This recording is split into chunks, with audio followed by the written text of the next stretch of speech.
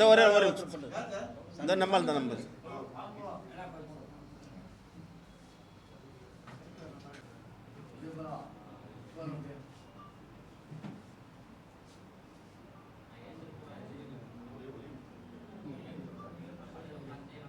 Photo எடுத்தாங்களா sir? Photo எடுத்து வச்சுருக்கேன். Okay sir.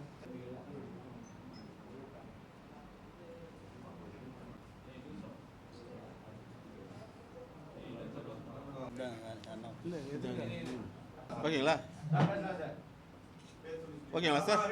Okay. Saravanan, மாநில பொதுச் செயலாளர், தமிழ்நாடு ஆசிரியர் சங்கம். தமிழ்நாடு ஆசிரியர் சங்கத்தினுடைய செயற்குழு கூட்டமானது இன்றைய தினம் அதன் தலைவர் திரு தா ராமஜெயம், அதன் பொருளாளர் திரு பு ஜெகன் அவர்களுடைய முன்னிலையில் இன்று நடைபெற்றது. இந்த பேட்டியானது அவர்களுடைய ஒப்புதலோடு கூட்டு அறிக்கையாக வழங்கப்படுகிறது. கட்சி ஆரம்பித்து சுமார் 2.5 ஆண்டுகளிலே தமிழகத்திலே சுமார் 108 தொகுதிகளில் வெற்றி பெற்று கூட்டணி ஆட்சி அமைத்திருக்கின்ற மாண்புமிகு தமிழ்நாடு முதலமைச்சர் அவர்களுக்கு தமிழ்நாடு ஆசிரியர் சங்கம் மனமார வாழ்த்துக்களையும் பாராட்டுதல்களையும் தெரிவித்துக் கொள்கிறது. அதே போல காலை உணவு திட்டத்தை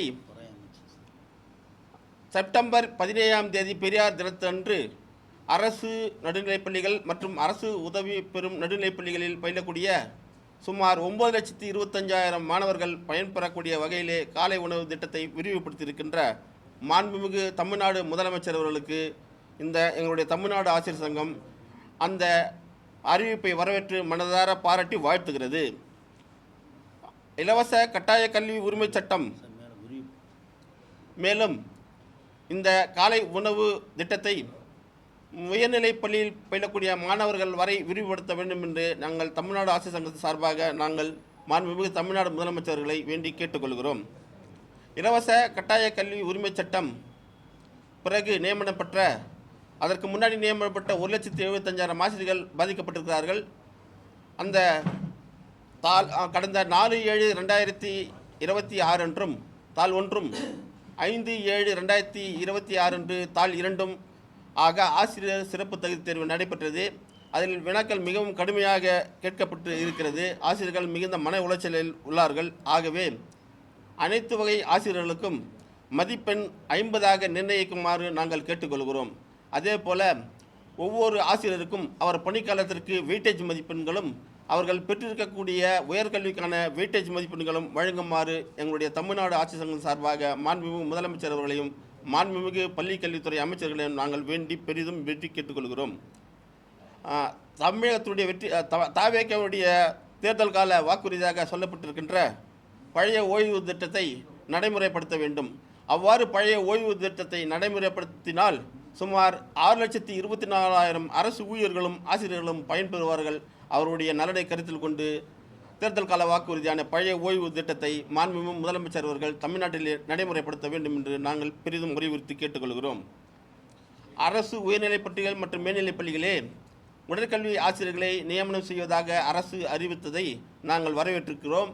அதே போல் அவர்களை உடனடியாக பணி நியமனம் செய்ய வேண்டும் என்றும் அவ்வாறு பணி நியமனம் செய்ய காலதாமதம் ஏற்பட்டால் எஸ்எம்சி மூலமாக உடற்கல்வி ஆசிரியர்களை நியமனம் செய்து கொள்ள ஒப்புதல் வழங்க வேண்டும் என்று இந்த மாநில செயற்குழுவானது தமிழ்நாடு அரசை பெரிதும் வலியுறுத்தி கேட்டுக்கொள்கிறது.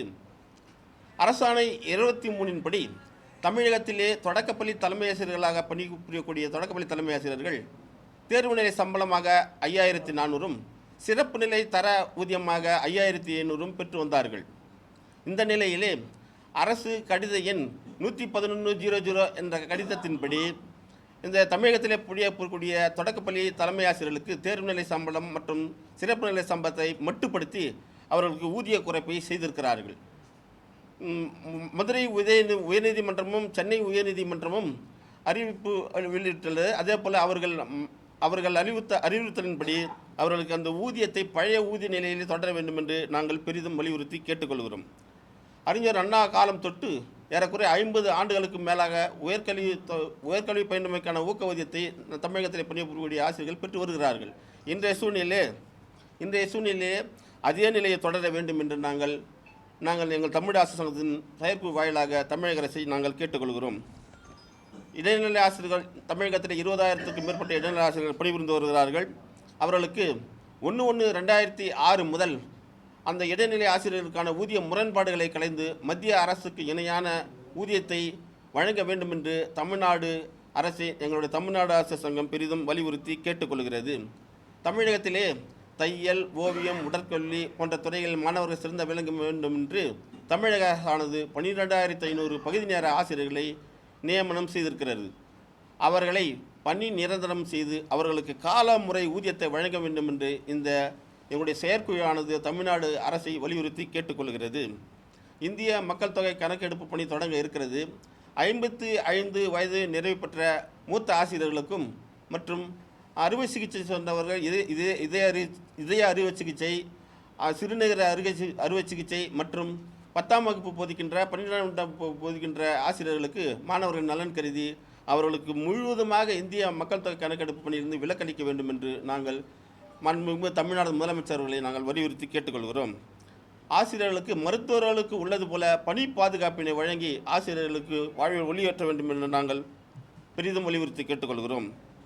கடந்த 4 ஆண்டுகளாக அரசு தொடக்க மற்றும் நடுநிலைப் பள்ளிகள் மற்றும் உயர்நிலை மேல்நிலைப் பள்ளிகளிலே பதவி உயர்வு என்று உயர்வு வழங்காமல் இருந்து வருகிறது. ஏற்கனவே நடைமுறையில் நிறைய ஆசிரியர் பணியிடங்கள் காலியாக இருக்கிறது. தொடக்கப்பள்ளி தலைமை ஆசிரியர் முதல் உயர்நிலை மேல்நிலை பள்ளி தலைமை ஆசிரியர்கள் நிறைய காலியாக உள்ளது. ஆகவே அந்த ஆசிரியர் பெருமருக்கு பதவி உயர்வு கலந்தாய்வு நடத்திவிட்ட பிறகு பொது மாறுதல் கலந்தாய்வு நடத்த வேண்டும் என்று எங்களுடைய மாநில செயற்குழு மாண்புமிகு தமிழ்நாடு முதலமைச்சர் அவர்களையும் மாண்புமிகு பள்ளிக்கல்வித்துறை அமைச்சர்களையும் பெரிதும் வலியுறுத்தி கேட்டுக்கொள்கிறது. மயிலர் பிரிவு பள்ளிகளில் பணிபுரியக்கூடிய ஆசிரியர்களுக்கு தொகுப்பூதியமாக தற்போது 5,000 வழங்கப்படுகிறது. இந்திய சூழ்நிலை 5,000 வந்து மிக குறைந்த ஊதியமாக இருப்பதால் அவர்களுக்கு அந்த தொகுப்பூதியத்தை உயர்த்தி வழங்குமாறு எங்களுடைய மாநில செயற்குழு தமிழக அரசை வலியுறுத்தி கேட்டுக்கொள்கிறது. சொல்லுங்கள் சார்.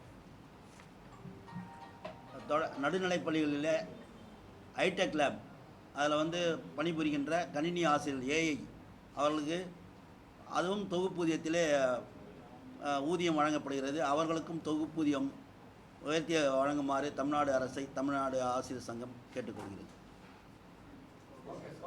Okay sir.